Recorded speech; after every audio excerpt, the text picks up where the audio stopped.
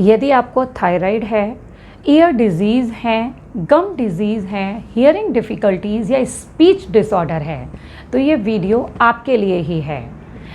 आज हम इस वीडियो में अपने स्पेस एलिमेंट को कैसे बैलेंस किया जाएगा वो सीखेंगे, क्योंकि ये सभी डिजीज़ हमारी स्पेस एलिमेंट से रिलेटेड हैं। यदि आप हमारे अभी चैनल पर नए आए हैं तो प्लीज़ हमारे चैनल को सब्सक्राइब ज़रूर कीजिए और इस वीडियो को लास्ट तक ज़रूर देखिएगा, क्योंकि लास्ट में मैं एक स्पेस एलिमेंट से रिलेटेड एक टिप दूंगी जिससे कि आप हमेशा के लिए याद कर सकें कि कौन सी फिंगर पर स्पेस एलिमेंट इंडिकेट होता है। स्पेस एलिमेंट को बैलेंस करने से पहले हम सीखेंगे कि स्पेस एलिमेंट होता क्या है। स्पेस मीन्स जनरल लैंग्वेज में जगह। जितनी जगह कोई भी चीज़ जितना स्पेस लेती है या उससे ज़्यादा स्पेस लेती है उसी में ही हम स्पेस एलिमेंट को काउंट करते हैं।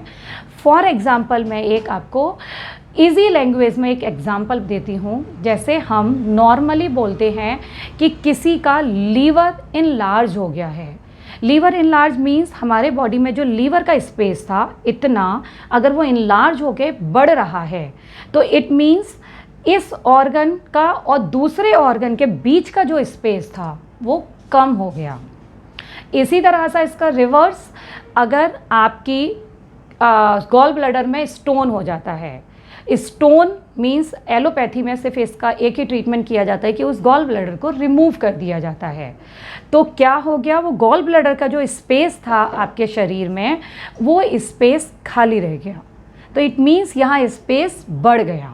तो आप इस दोनों तरीके को आप समझिए कि एक में स्पेस कम हो रहा है, कोई भी ऑर्गन जब बढ़ रहा है तो वो जनरल स्पेस कम कर रहा है, और कोई ऑर्गन रिमूव हो रहा है तो वहाँ स्पेस बढ़ रहा है, या कोई ऑर्गन स्क्वीज हो रहा है तो स्पेस बढ़ रहा है।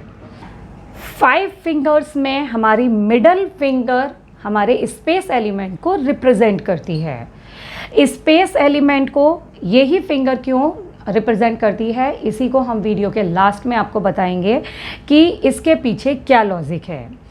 आपने अगर इससे पहले वाली वीडियो जो मैंने एयर एलिमेंट पर बनाई थी अगर नहीं देखी है तो प्लीज़ हमारे डिस्क्रिप्शन में इसका लिंक आपको मिल जाएगा, उसे ज़रूर देखिएगा, क्योंकि उसमें मैंने डिटेल में बताया है कि फिंगर्स की स्ट्रक्चर जो है वो हमें किस तरीके से हेल्पफुल होता है।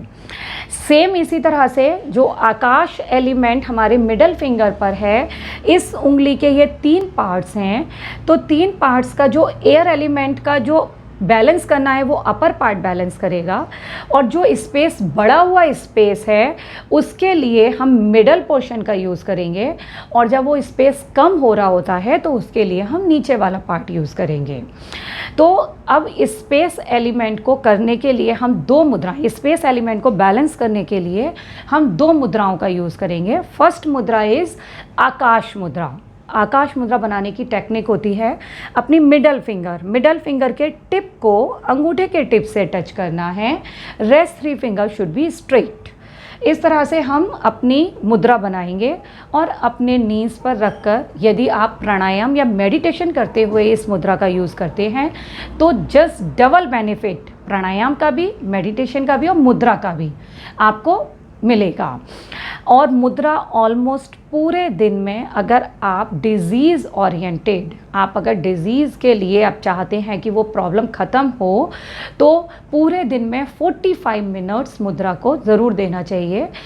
एक बार में अगर आप 45 मिनट्स नहीं दे सकते तो 15-15 मिनट 3 बार में आप दे सकते हैं।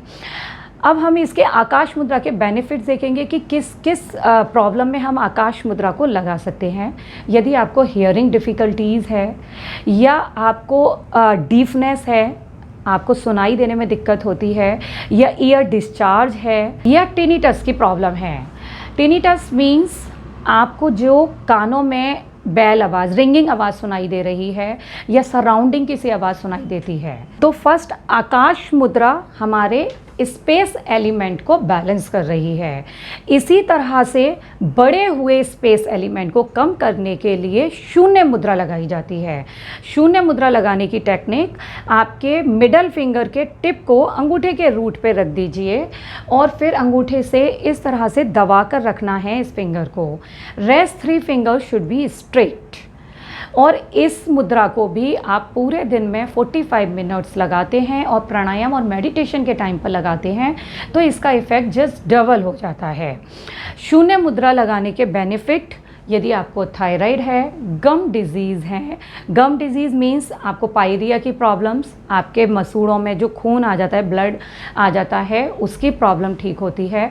स्पीच डिसऑर्डर है तो उसमें हमारी ये शून्य मुद्रा बहुत हेल्पफुल होती है।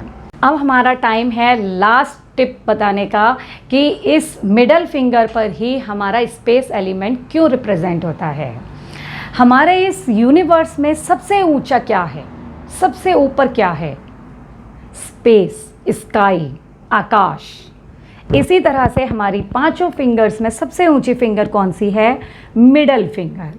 तो this is the correlation of both. हम इसीलिए स्पेस एलिमेंट को अपने मिडल फिंगर पर रिप्रेजेंट करते हैं। तो फ्रेंड्स, अगर आपको हमारी वीडियो पसंद आई हो तो प्लीज़ लाइक और शेयर ज़रूर करें और बेल आइकन ज़रूर दबाएं जिससे कि हमारी आगे आने वाली वीडियो का नोटिफिकेशन आपको मिलता रहे। Thank you friends.